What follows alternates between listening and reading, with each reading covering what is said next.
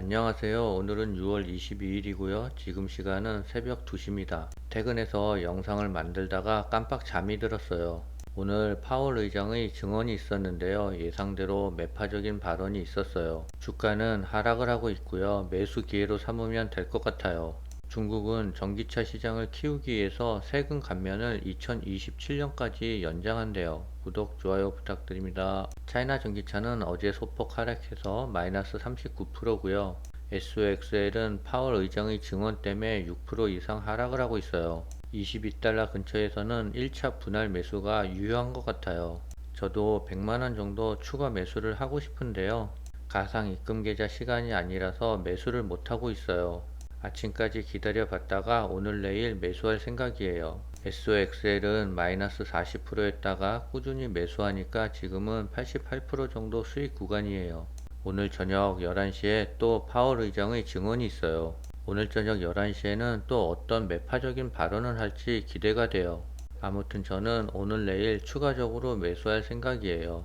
파월 의장은 인플레이션을 잡기 위해 향후 기준금리를 추가적으로 인상할 필요가 있다라는 입장을 재확인했어요. 그는 인플레이션이 작년 중반 이후 어느 정도 누그러졌지만 인플레이션 압력이 여전히 높고 인플레이션을 2%로 다시 낮추기 위한 과정은 갈 길이 멀다라고 말했어요. 작년 초부터 지금까지 연준이 기준금리를 5% 올린 게 금리에 가장 민감한 경제 부분의 수요에서 영향이 나타나고 있다면서도 긴축경제의 완전한 영향이 시전되려면 시간이 걸릴 것이라고 전망했어요. 기준금리를 동결한 지난 14일 FOMC 결과를 설명하면서 거의 모든 FOMC 위원은 올해 말까지 금리를 어느 정도 더 올리는 게 적절할 것이라고 예상했대요. 삼성전자가 21선을 약간 밑으로 걸쳤는데요. 오늘 미국 시장의 여파로 조금 더 하락을 할 수도 있을 것 같아요. 네이버는 이유도 없이 장대 음봉이 나왔어요. 우리가 모르는 내부적인 무슨 악재가 있는지 지켜봐야 될 것 같아요. 에코프로는 윗꼬리가 계속 달리고 있어요. 77만원에서 78만원 사이 지속적으로 매도를 하고 있어요. 추가적인 매수보다는 리스크를 대비해야 될 것 같습니다.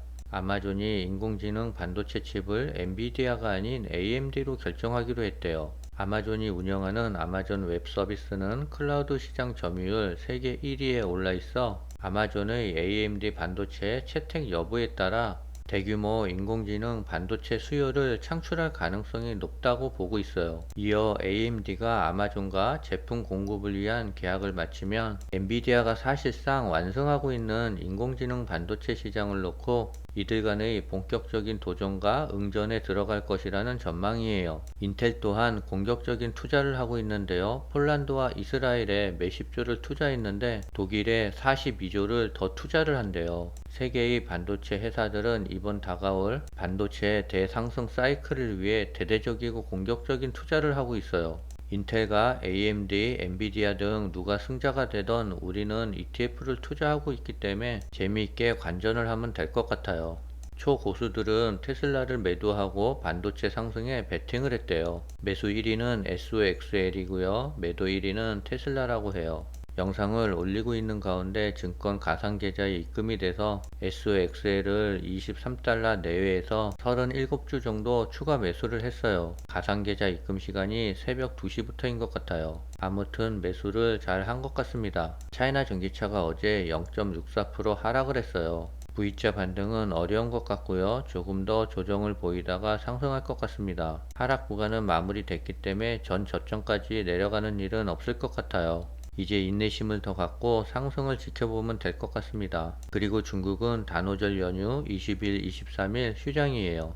중국 정부가 전기 자동차에 대한 세금 감면 조치를 연장시키기로 했대요. 중국 정부가 발표한 신에너지차 구매세 감면 정책에 대한 공고에 따르면 2025년 말까지 신에너지차 구매세를 100% 감면하고 2026년부터 2027년까지는 구매세의 50%를 감면할 방침이래요. 중국이 경기 회복이 더디자 기준금리를 또 내렸어요. 10개월 만에 0.1%를 인하했는데요. 그럼에도 불구하고 상하이와 홍콩 증시는 하락을 했어요. 시장에서는 조금 더 공격적인 금리 인하를 원했었는데 0.1% 인하에 그친 데 대한 실망감이 있었던 것 같습니다. 중국 CATL이 볼리비아 리튬 개발에 14억 달러를 투자하기로 했대요. CATL 주도 컨소시엄이 14억 달러를 들여 볼리비아에서 리튬 추출 공장을 건설한다라고 밝혔대요. CATL은 추출 공장 2개를 건설해 연 20만 톤의 리튬을 추출할 계획이라고 해요. 볼리비아는 세계에서 가장 큰 리튬 매장량을 보유하고 있지만 지금까지 소량만 생산하고 있대요. 중국의 지원을 받는 공장 중 하나는 볼리비아 남서부와 광활한 염전지대인 우유니에, 다른 하나는 볼리비아 서쪽의 코이파사에 건설될 예정이라고 합니다. 세계 자동차 제조사와 배터리 제조사는 향후 수십 년 동안 수요가 급격히 증가할 것으로 예상되는 리튬을 포함한 배터리 소재를 확보하기 위해서 노력하고 있대요.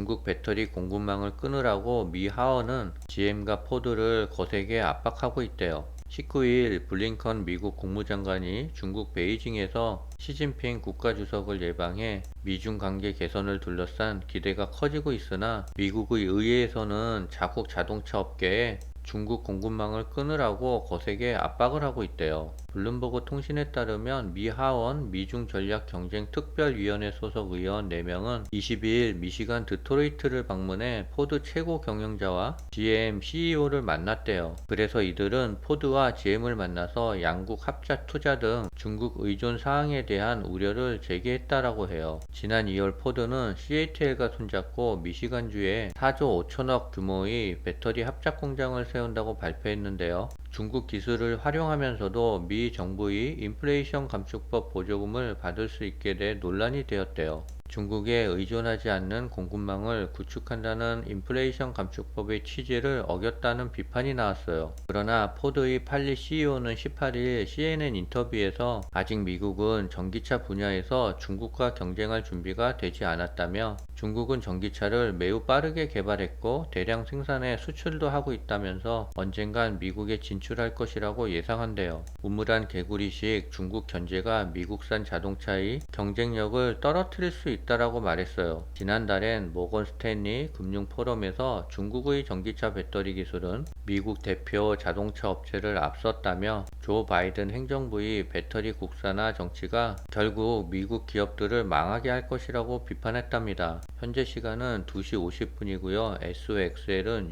6% 중반까지 하락했다가 지금은 5% 중반까지 올라갔어요. 미국 주식은 떨어지면 매수 기회인 것 같고요. 별 걱정은 안 되는 것 같습니다. 빨리 마무리하고 내일 출근하려면 더 자야 될 것 같아요. 오늘은 여기까지입니다.